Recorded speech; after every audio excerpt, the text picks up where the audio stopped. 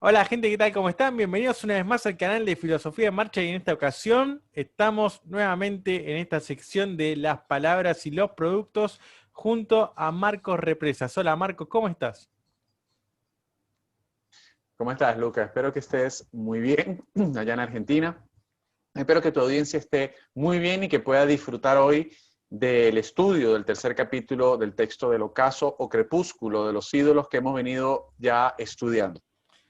Sí, sí, hemos hablado varios temas, ya hablamos también del tema del título, de las traducciones, hablamos sobre Sócrates y otras cuestiones más, también hicimos alusión ya en tu canal sobre las intempestivas, o textos también de Martin Heidegger y demás, que vamos a dejar el link para que vayan a ver el video si todavía no lo vieron en el canal de Marcos Represas, y vamos a seguir acá con este capítulo, este tercer capítulo del Crepúsculo de los ídolos, que se titula La razón en la filosofía. Y hacia el final de este tercer capítulo, en el parágrafo número 6, hay una suerte de tesis que va mencionando Nietzsche, y te quería compartir dos. Vamos con la tercera tesis que menciona acá porque me parece bastante interesante para analizar nuestro presente, nuestro futuro incierto y ver también qué Ay, Dios mío. problemática que comparte Nietzsche, compartimos también nosotros, ¿no? Por eso Nietzsche en algún punto es un filósofo contemporáneo, ¿no? Dice, inventar fábulas acerca de otro mundo Mm. distinto de este no tiene sentido, presuponiendo que en nosotros no domine un instinto de calumnia, de empequeñecimiento, de recelo frente a la vida. En este último caso tomamos venganza de la vida con la fantasmagoría de otra vida distinta de esta, mejor que esta. Mi pregunta, Marcos, es, ¿hay gente que se venga de la vida, que tiene ese resentimiento, ese recelo frente a la vida? ¿Qué es lo que ocasiona o genera esta venganza, este empequeñecimiento, esta intención de calumniar? ¿Y por qué crees que pensar la vida en otro mundo, en un mundo distinto, como quizás el paraíso, ¿no? O cuestiones que tienen que ver con el que postula también el cristianismo, ¿no? Eh, ¿Por qué parecieran ser una salvación o una salida rápida frente a este sufrimiento inevitable, como diría Schopenhauer? Pero decir, bueno, pero más allá de que sufrimos, es decir, cómo nos enfrentamos a esos problemas que la vida nos impone, cómo nos vinculamos con esta tierra. Bueno, veía tu maldad venir con esa, con esa presentación de la pregunta y dije, aquí me va a lanzar un torpedo al pecho. Yo creo que si pudiéramos decirlo en una sola palabra, el problema está en el porvenir. Este porvenir, por lo que viene.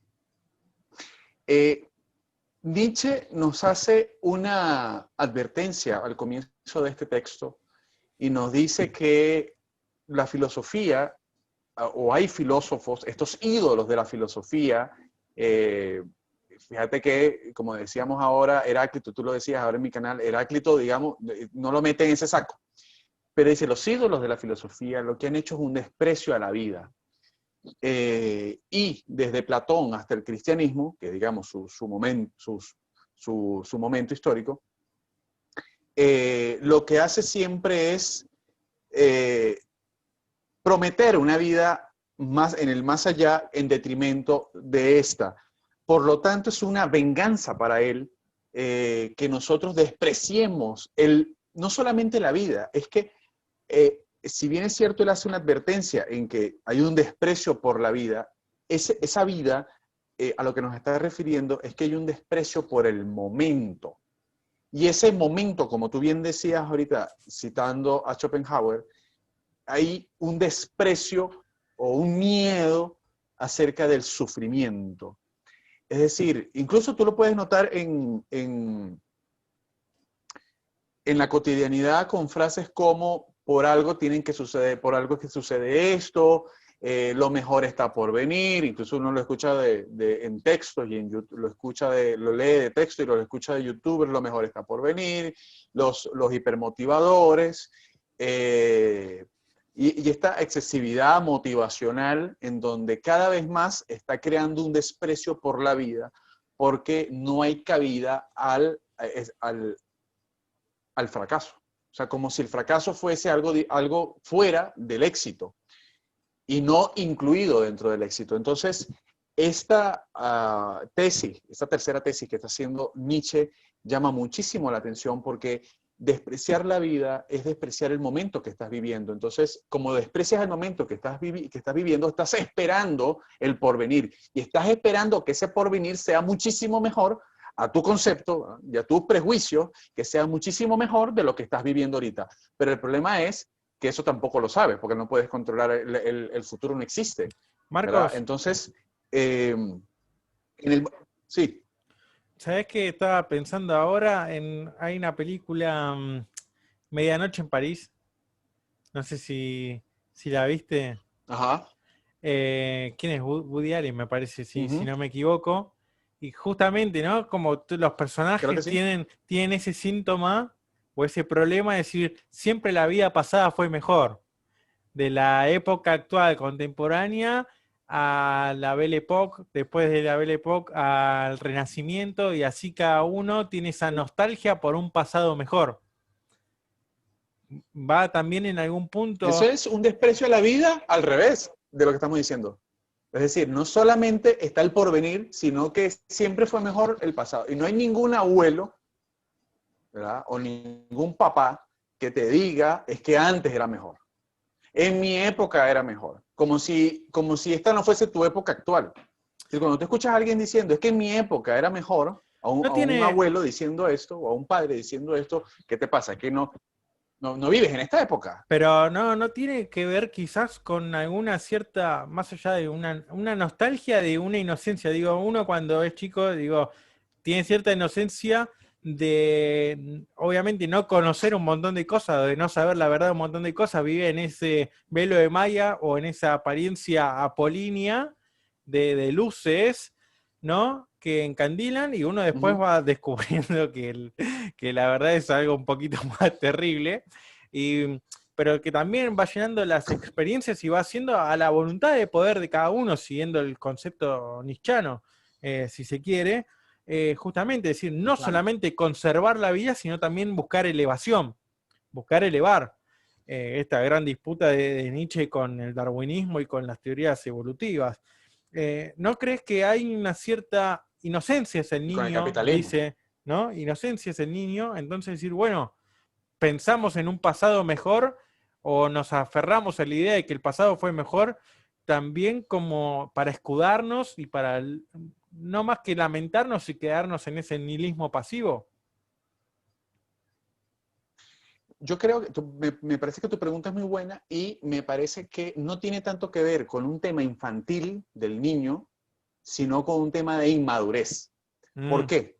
qué bueno, qué bueno. Porque tú has visto alguna vez un niño preocupado por mañana o has visto algún niño preocupado por lo que pasó hace 2 días. El niño, si algo tiene su condición de infante, es, que no necesariamente es inmadura, es que está completamente arrojado a la vida, está arrojado al momento, y eso no significa que esté coartando el proyecto de vida, como tú decías ahorita, porque siempre en la voluntad de poder, bueno, esto el capitalismo hoy, digamos, lo exacerba, pero el niño, si algo tiene, es que trata siempre de vivir el disfrute del momento. Es más, si tú ves que dos niños pelean, pues la pelea dura relativamente poco, porque digamos no hay, la concepción del tiempo en el niño es muy más, digamos, intensa, más, no quiero decir corto plazo, pero es más intensa, vivir uno, que está más preocupado por cosas que no existen como el pasado o el futuro. Entonces, cuando tú llevas eso a la inmadurez, ahí sí me parece que, digamos, por ahí, por esa puerta, pudiéramos ver eh, cómo hay un desprecio por la vida actual, por el momento actual. Entonces, o lo mejor está por venir, o lo mejor es lo que tuve o lo que viví, ¿verdad? Como esas personas que se siguen vistiendo como en los años 80 con el mismo peinado de los años 70 porque ese fue su momento de oro, ¿verdad? Y no entienden que también están viviendo en esta época actual, ¿verdad? Y tampoco estoy diciendo que se tienen que vestir como un chiquillo de 15 años. Pero, digamos, hay una negación por la vivencia del momento y del ahora, de lo que se está viviendo, de este devenir, de este proyecto que está, digamos, como tú decías en el video de mi canal, este movimiento histórico que está arrojándose a nosotros. Déjame, Marcos. Otra cosa es negarlo. Claro, claro. Déjame compartirte a colación de esto que vos mencionabas recién, del tema de la infancia, pero vinculado a la razón, ¿no? Esta idea que ya postula Kant, si se quiere, en qué es ilustración o qué es la ilustración. Sapere aude. Acá en las palabras de los productos. Claro, y sapere aude, atrévete a pensar por ti mismo, es justamente lo que genera miedo y lo que atenta a la comodidad y a la costumbre del ser humano. Entonces es mejor quedarse en ese decir, bueno, que el padre, que el tutor sea otro, que otra persona se encargue de ello, que por cierto es un tema que hemos trabajado también en la seguridad del incierto, ya que estamos, así que vamos a dejar el link también de descargas. La cuarta tesis dice, dividir el mundo en un mundo verdadero y en un mundo aparente, ya sea al modo del cristianismo, ya sea al modo de Kant. Es únicamente una sugestión de la decadencia, un síntoma de vida descendente. Está el famoso meme, ¿no? Que están los personajes de Scooby-Doo por desenmascarar al malo, digamos, que en este caso es Kant, y cuando sacan la máscara de Kant aparece Jesús, ¿no? No sé si lo viste ese meme, pero sí, lo veo. Nietzsche acusa justamente de no filósofos, dice, sino que de Kant en adelante son todos teólogos, dice esos teólogos, y menciona a Fichte, a Schelling, a Hegel, y esto lo hacen en el Anticristo. Y dice, bueno, el artista trágico no es un pesimista, a diferencia de estos de vida decadente, sino que dice precisamente sí, incluso a todo lo problemático y terrible. El artista trágico es dionisiaco. Vemos cómo reaparece esta problemática, este tema también del concepto de lo dionisiaco. ¿Por qué? ¿No? Bueno, mencionábamos recién Lucas, pero es que no hay ningún filósofo, excepto Nietzsche, que quisiera una tragedia en su vida. Es que el único que aupaba la tragedia era él. No hay otro filósofo que lo haga, que lo diga ni que lo haga.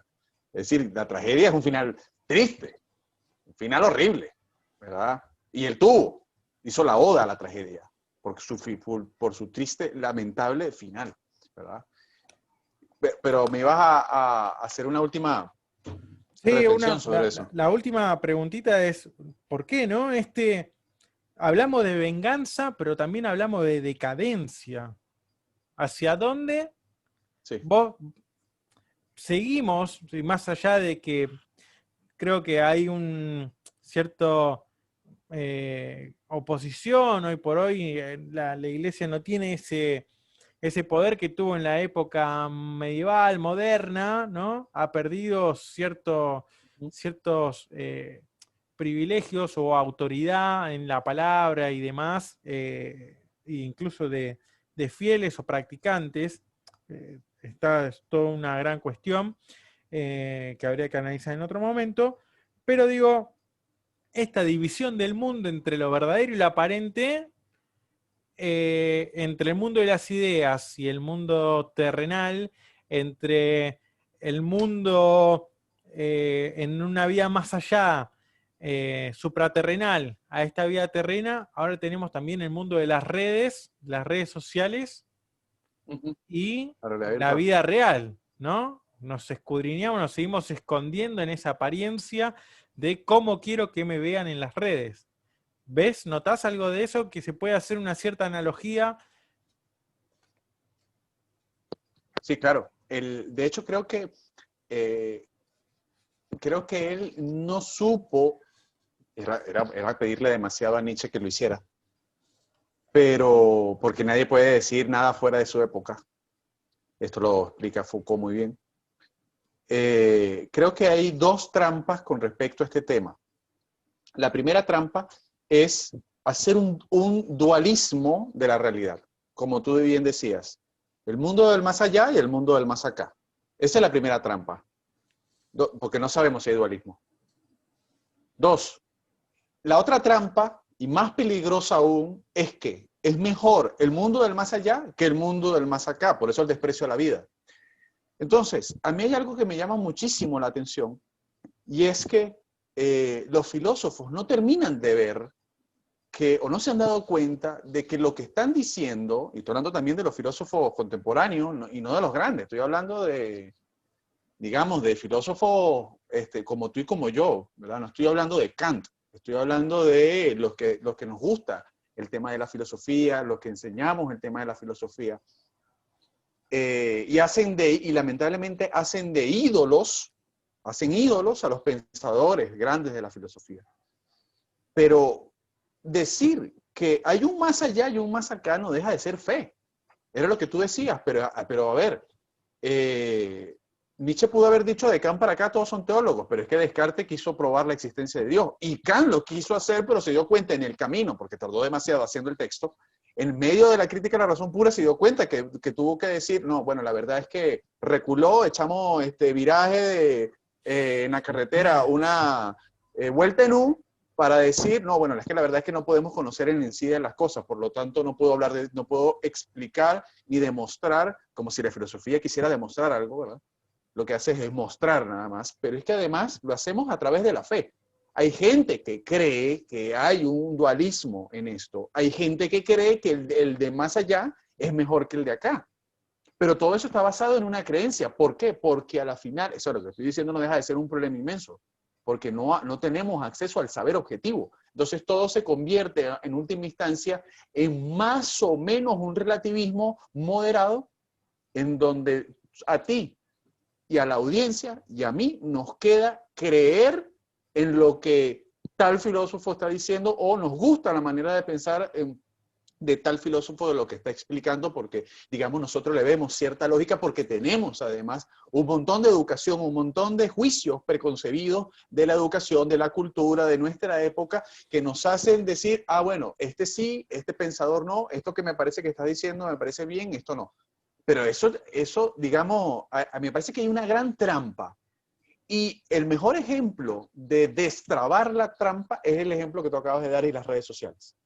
¿Dónde está? O sea, ¿dónde está en el mundo del más allá, el mundo del más acá, el mundo terrenal, el mundo espiritual, el alma, el cuerpo y las redes sociales? Twitter, ¿dónde está? Instagram, ¿dónde está? O sea, es más, a ver, porque tú decías algo muy interesante ahorita. Hay gente que falsea su imagen en Instagram, ¿verdad? Pero ¿acaso es menos verdadero el falseo que esa persona hace en Instagram, como si tuviese una vida perfecta, a lo que él quiere mostrarle a sus amigos en persona? ¿O no es una reproducción lo que hace en Instagram? O al revés, es una reproducción, mi vida actual, de lo que yo hago en el Instagram, porque quiero mostrar de mi vida como en persona, como si fuese un Instagram. ¿Por qué sucedió o se está sucediendo lo que tú acabas de decir de la debacle de la iglesia por el discurso hipermotivacional que con Byung-Chul Han lo hemos estudiado en la sección de las paradas y los productos? Porque los protestantes tienen un discurso altamente motivacional.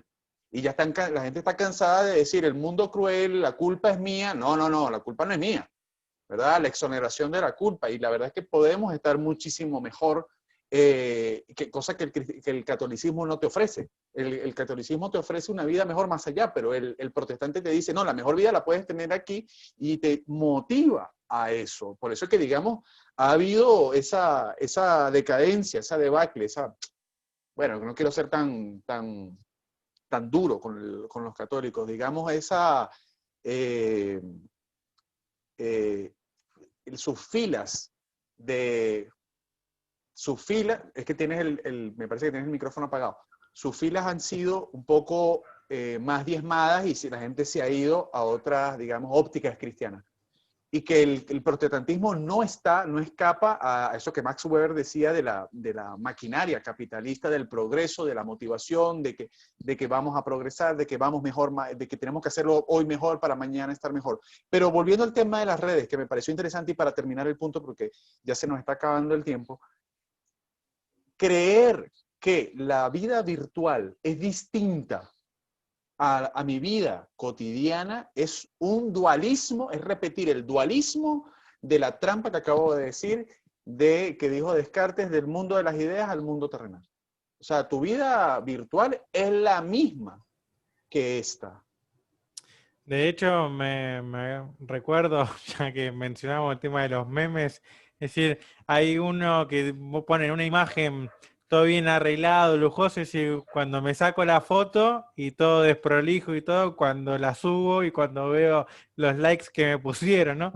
Entonces, bueno, tiene que ver justamente con toda esta apariencia, sin embargo, hay algo que se genera en el mismo cuerpo, algunas cuestiones nerviosas que tienen que ver también con pulsionales y demás, que me parece que vos quizás también en tu video sobre neurociencia algo habrás tratado, es decir, esto de la endopamina y demás que se va generando en las personas con las reacciones que van generando las redes sociales, ¿no? Todo esto de constantemente uno después ya tiene el instinto de no sonó, no vibró, pero igual lo agarrás y ves a ver qué actualización, qué nueva notificación tenés.